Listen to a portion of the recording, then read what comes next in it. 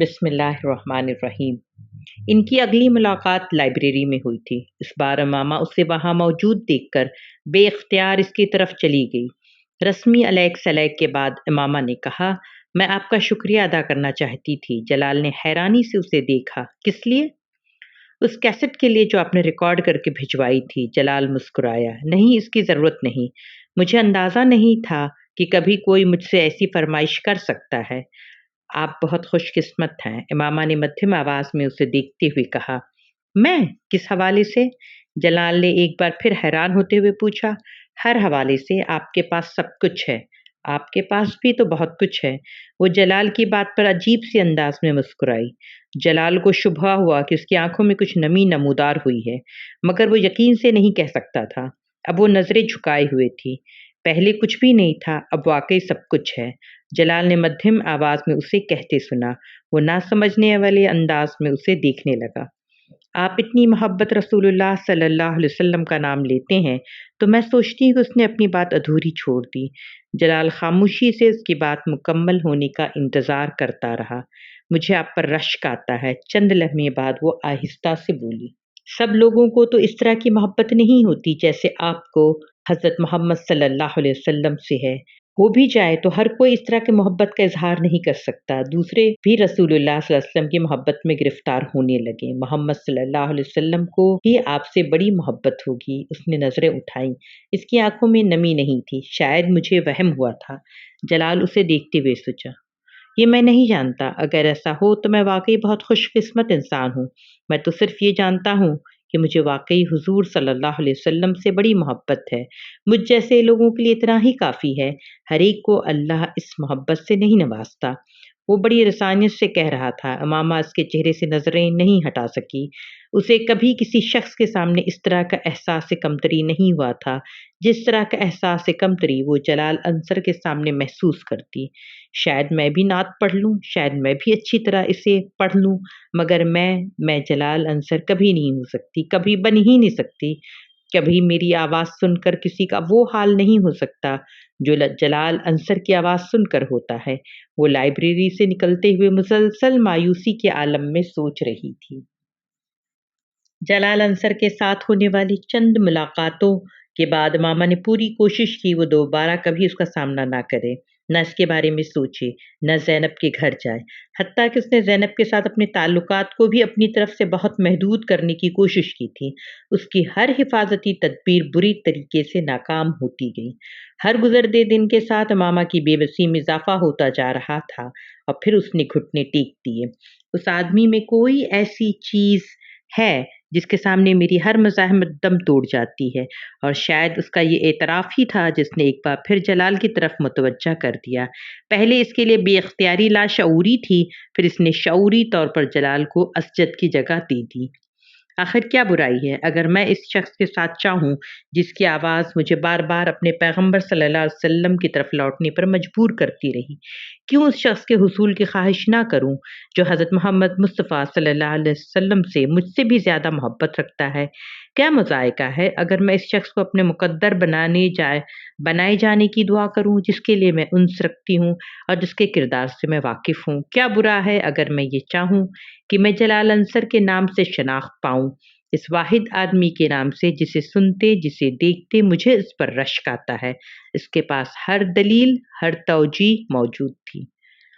بہت غیر محسوس طور پر وہ اس جگہ جانے لگی جہاں جلال کے پائے جانے کا امکان ہوتا، اور وہ اکثر وہاں پایا جاتا۔ وہ زینب کو اس وقت فون کرتی جب گھر پر جلال ہوتا، کیونکہ گھر پر موجود ہوتے ہوئے فون ہمیشہ وہی ریسیو کرتا تھا۔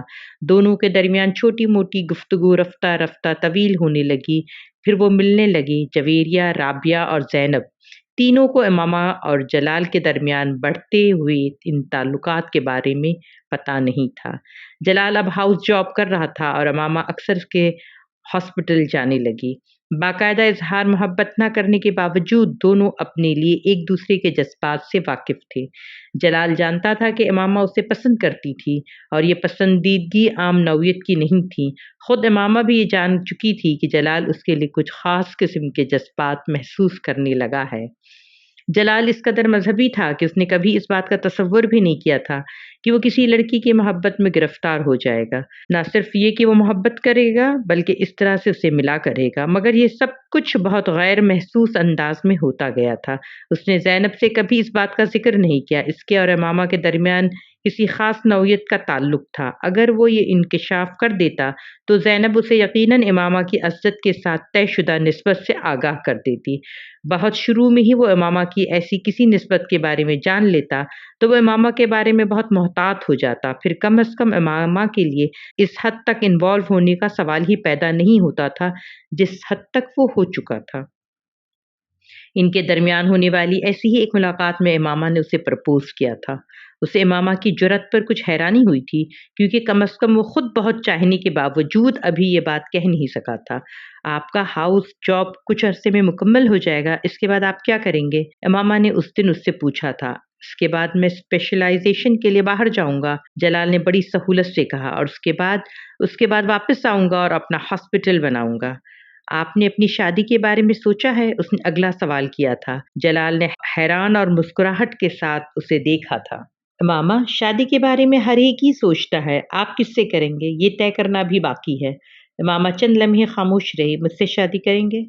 جلال دم بخود اسے دیکھنے لگا۔ اسے امامہ سے اس سوال کی توقع نہیں تھی۔ آپ کو میری بات بری لگی؟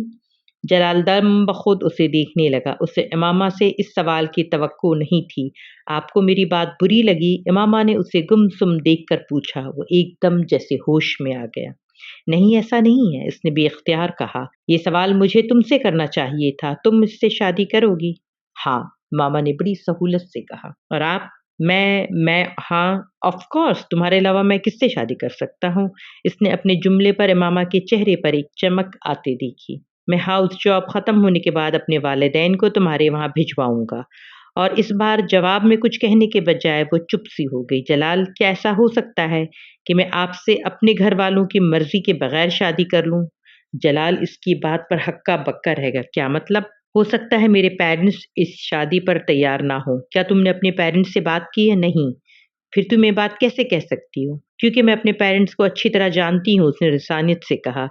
جلال ایک دم کچھ پریشان نظر آنے لگا۔ امامہ، میں نے کبھی یہ سوچا ہی نہیں کہ تمہارے پیرنٹس کو ہم دونوں کی شادی پر کوئی اعتراض ہو سکتا ہے۔ میں تو سمجھ رہا تھا کہ ایسا نہیں ہوگا، مگر ایسا ہو سکتا ہے۔ آپ مجھے صرف یہ بتائیں کہ آپ اس صورت میں مجھ سے شادی کر لیں گے؟ جلال کچھ دیر خاموش بیٹھا رہا۔ امامہ اضطراب کے عالم میں اسے دیکھتی رہی۔ کچھ دیر بعد جلال نے اپنی خاموشی کو توڑا۔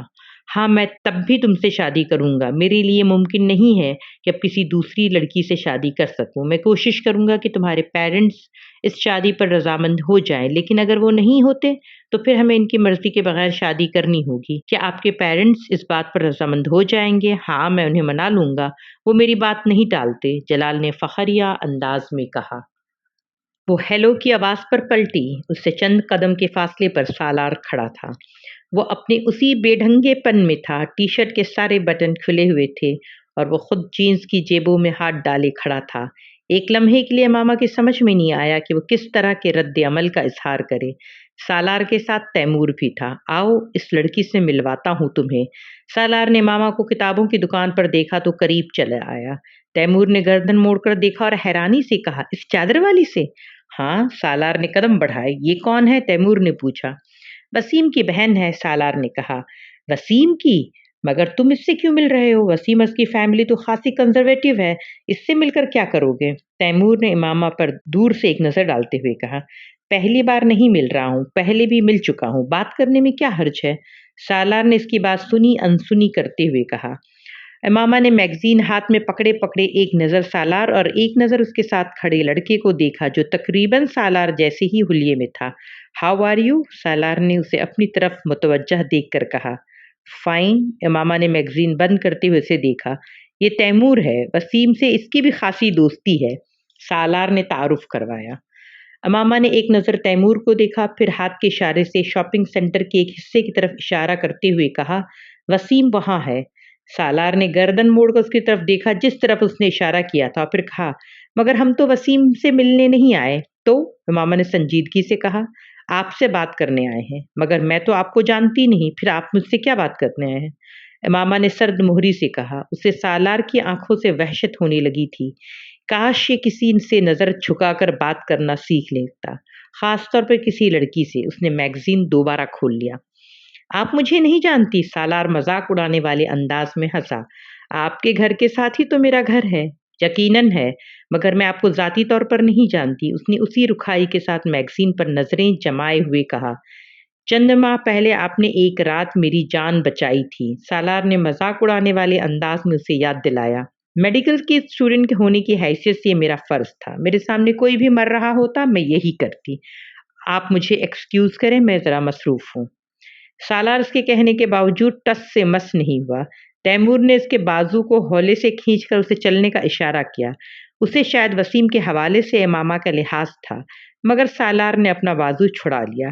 میں اس رات آپ کی مدد کے لیے آپ کا شکریہ ادا کرنا چاہتا تھا، حالانکہ آپ نے مجھے پروفیشنل طریقے سے ٹریٹمنٹ نہیں دیا تھا۔ اس بار سالار نے سنجیدگی سے کہا۔ امامہ نے اس کی بات پر میگزین سے نظریں ہٹا کر اسے دیکھا۔ آپ کا اشارہ اگر اس تھپڑ کی طرف ہے تو ہاں، وہ بالکل پروفیشنل نہیں تھا۔ میں اس کے لیے معذرت کرتی ہوں۔ میں نے اسے مائنڈ نہیں کیا، میرا اشارہ اس طرف نہیں تھا، سالار نے لاپرواہی سے کہا۔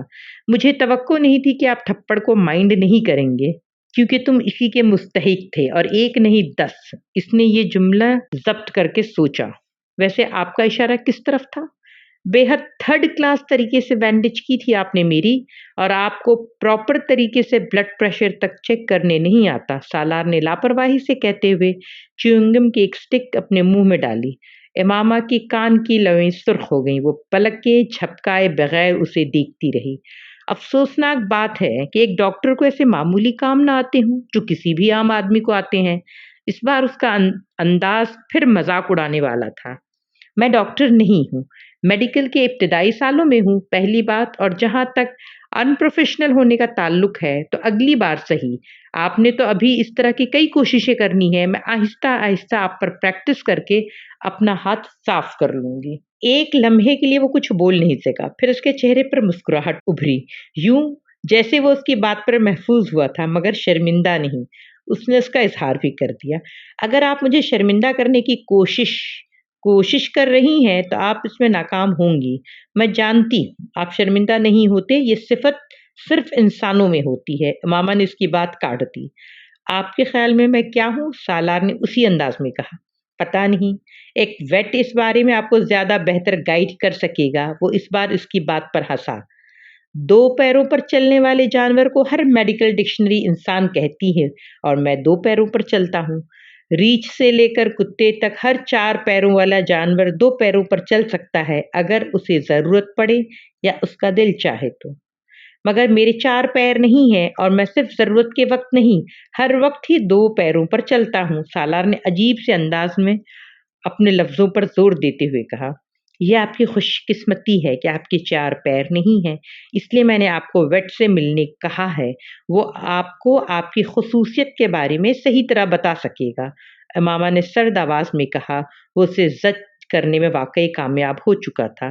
ویسے جتنی اچھی طرح آپ سے جانوروں کے بارے میں جانتی ہیں، آپ ایک بہت اچھی ویٹ ثابت ہو سکتی ہیں۔ آپ کے علم سے میں خاصا متاثر ہوا ہوں میں۔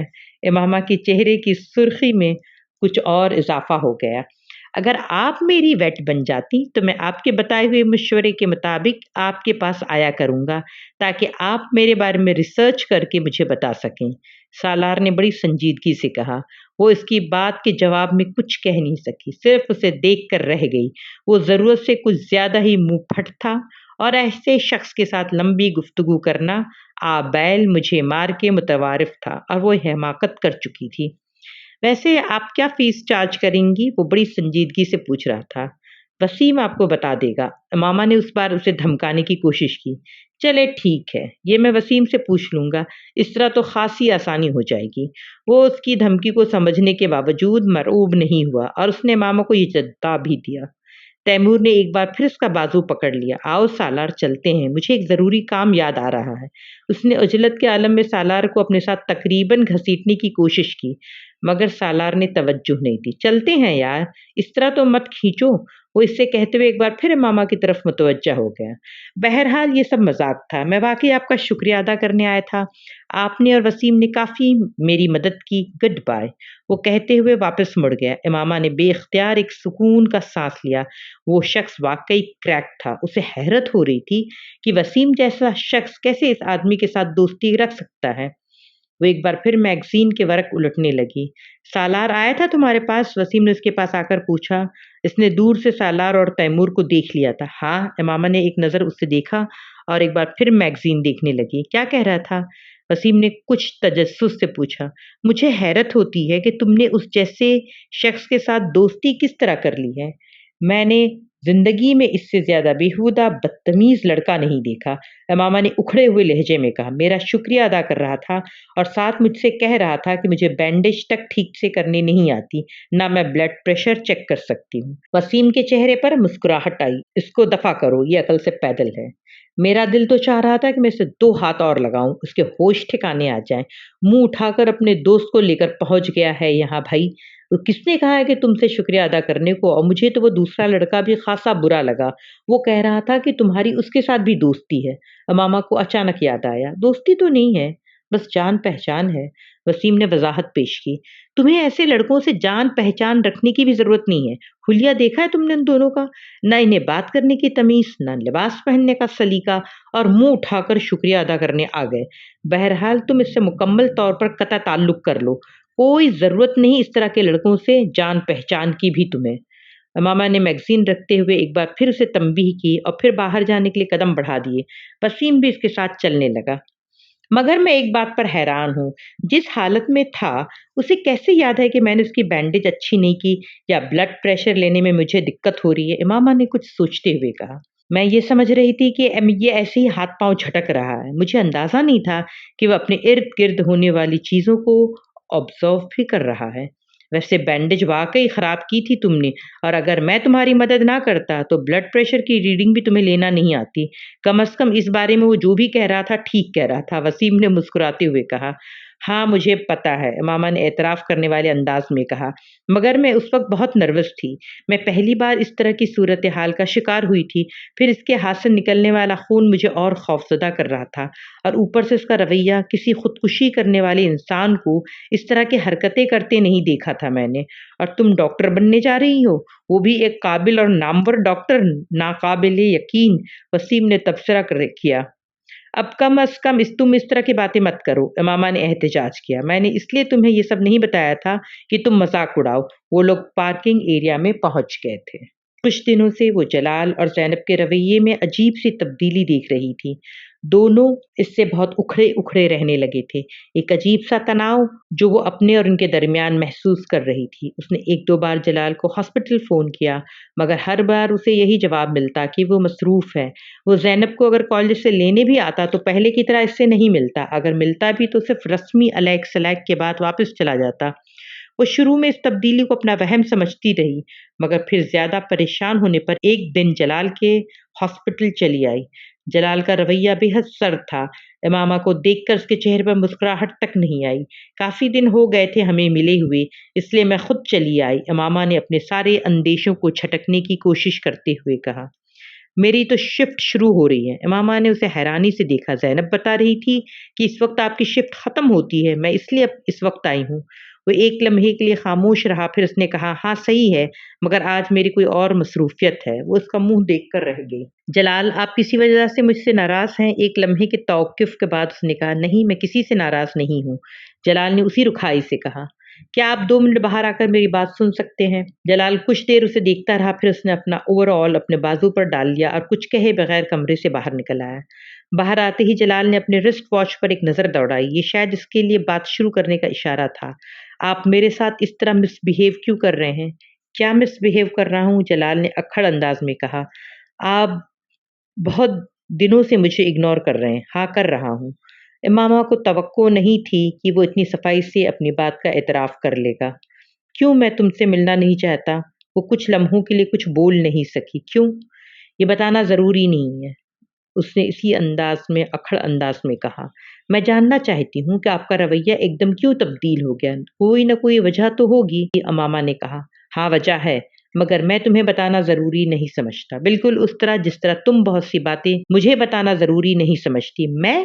وہ اس کا منہ دیکھنے لگی۔ میں کون سی باتیں آپ کو نہیں بتائیں؟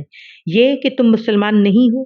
جلال نے بڑے تلخ لہجے میں کہا۔ امامہ سانس تک نہیں لے سکی۔ کیا تم نے مجھ سے نہیں چھپائی؟ جلال، میں بتانا چاہتی تھی، امامہ نے شکست خوردہ انداز میں کہا۔ چاہتی تھیں، مگر تم نے بتایا تو نہیں؟ دھوکہ دینے کی کوشش کی تم نے؟ جلال، میں آپ کو دھوکہ دینے کی کوشش نہیں کی، امامہ نے جیسے احتجاج کیا۔ میں آپ کو کیوں دھوکہ دوں گی؟ مگر تم نے کیا ہے، جلال نے سر جھٹکتے ہوئے کہا۔ جلال نے اس کی بات کاٹ دی۔ تم نے جان بوجھ کر مجھے ٹریپ کیا۔ امامہ کی آنکھوں میں آنسو آ گئے۔ ٹریپ کیا؟ اس نے زیر لب جلال کے لفظوں کو دہرایا۔ تم جانتی تھی کہ میں اپنے پیغمبر محمد صلی اللہ علیہ وسلم سے عشق کرتا ہوں۔ وہ شکست خوردہ انداز میں اسے دیکھتی رہی۔ شادی تو دور کی بات ہے، اب جب میں تمہارے بارے میں سب کچھ جان گیا ہوں تو میں تم سے کوئی تعلق نہیں رکھنا چاہتا۔ تم دوبارہ مجھ سے ملنے کی کوشش بھی مت کرنا، جلال نے دو ٹوک انداز میں کہا۔ جلال، میں اسلام قبول کر چکی ہوں، امامہ نے مدھم آواز میں کہا۔ او کم آن، جلال نے تحقیر آمیز انداز میں اپنا ہاتھ جھٹکا۔ یہاں کھڑے کھڑے تم نے میرے لیے اسلام قبول کر لیا؟ اس بار وہ مذاق اڑانے والے انداز میں ہنسا۔ جلال، میں آپ کے لیے مسلم نہیں ہوئی ہوں، آپ میرے لیے ایک ذریعہ ضرور بنے ہیں۔ مجھے کئی ماہ ہو گئے ہیں اسلام قبول کیے، اگر آپ کو میری بات پر یقین نہیں تو میں آپ کو ثبوت دے سکتی ہوں، آپ میرے ساتھ چلیں۔ اس بار جلال کو کچھ الجھے ہوئے انداز میں اسے دیکھنے لگا۔ میں مانتی ہوں کہ میں نے آپ کی طرف پیش قدمی خود کی، آپ کے بقول میں نے آپ کو ٹریپ کیا، میں نے ٹریپ نہیں کیا، میں صرف بے بس تھی۔ آپ کے معاملے میں مجھے خود پر قابو نہیں رہتا، آپ کی آواز کی وجہ سے۔ آپ جانتے ہیں، میں نے آپ کو بتایا تھا، میں نے پہلی بار آپ کو نعت پڑھتے سنا تو میں نے کیا محسوس کیا تھا۔ آپ اگر میرے بارے میں پہلے ہی سب کچھ پتہ چل جاتا تو آپ میرے ساتھ یہی سلوک کرتے جو اب کر رہے ہیں۔ مجھے صرف اس بات کا اندیشہ تھا جس کی وجہ سے میں آپ سے بہت کچھ چھپائے رکھا۔ بعض باتوں میں انسان اپنے اوپر اختیار نہیں ہوتا، مجھے بھی آپ کے معاملے میں خود پر کوئی اختیار نہیں تھا، اس نے رنجیدگی سے کہا۔ تمہارے گھر والوں کو اس بات کا پتہ ہے؟ نہیں، میں نہیں بتا سکتی، میری منگنی ہو چکی ہے، میں نے آپ کو اس بارے میں بھی نہیں بتایا۔ وہ ایک لمحے کے لیے رکی۔ مگر میں وہاں شادی نہیں کرنا چاہتی، میں آپ سے شادی کرنا چاہتی ہوں، میں صرف اپنی تعلیم مکمل کرنے کا انتظار کر رہی ہوں، تب میں اپنے پیروں پر کھڑی ہو جاؤں گی اور پھر میں آپ سے شادی کروں گی۔ 4-5 سال بعد جب میں ڈاکٹر بن جاؤں گی تو شاید میرے پیرنٹس آپ سے میری شادی پر اس طرح اعتراض نہ کریں جس طرح وہ اب کر رہے ہیں۔ اگر مجھے خوف نہ ہو کہ وہ میری تعلیم ختم کروا کر میری شادی اسدس سے کر دیں گے تو شاید میں انہیں بھی اس بات کے بارے میں بتا دیتی کہ میں اسلام قبول کر چکی ہوں، مگر میں ابھی پوری طرح ان پر ڈیپینڈنٹ ہوں، میرے ہاتھ بندھے ہوئے ہیں۔ آپ وہ واحد راستہ تھے جو مجھے نظر آیا۔ مجھے واقعی آپ سے محبت ہے، پھر میں آپ کو شادی کی پیشکش نہ کرتی تو اور کیا کرتی؟ آپ اس صورتحال کا اندازہ نہیں کر سکتے جس کا میں سامنا کر رہی ہوں۔ میری جگہ پر آپ ہوتے، آپ کو اندازہ ہوتا کہ میں جھوٹ بولنے کے لیے کتنی مجبور ہو گئی تھی۔ جلال کچھ کہے بغیر پاس موجود لکڑی کے بینچ پر بیٹھ گیا۔ وہ اب پریشان نظر آ رہا تھا۔ امامہ نے اپنی آنکھیں پوچھ لیں۔ کیا آپ کے دل میں میرے لیے کچھ بھی نہیں ہے؟ جلال نے اس کے سوال کا جواب دینے کے بجائے اس سے کہا، امامہ بیٹھ جاؤ، پورا پینڈورا باکس کھل گیا ہے میرے سامنے۔ اگر میں تمہاری صورتحال کا اندازہ نہیں کر سکتا تو تم بھی میری پوزیشن کو نہیں سمجھ سکتے۔ امامہ اس سے کچھ فاصلے پر رکھی بینچ پر بیٹھ گئی۔ میرے والدین کبھی غیر مسلم لڑکی سے میری شادی نہیں کریں گے، قطع نظر اس کے کہ میں اس سے محبت کرتا ہوں یا نہیں۔ جلال، میں غیر مسلم نہیں ہوں، تم اب نہیں ہو، مگر پہلے تو تھی نا، اور پھر تمہارا خاندان۔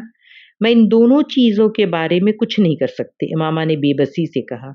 جلال نے جواب میں کچھ نہیں کہا۔ کچھ دیر وہ دونوں خاموش رہے۔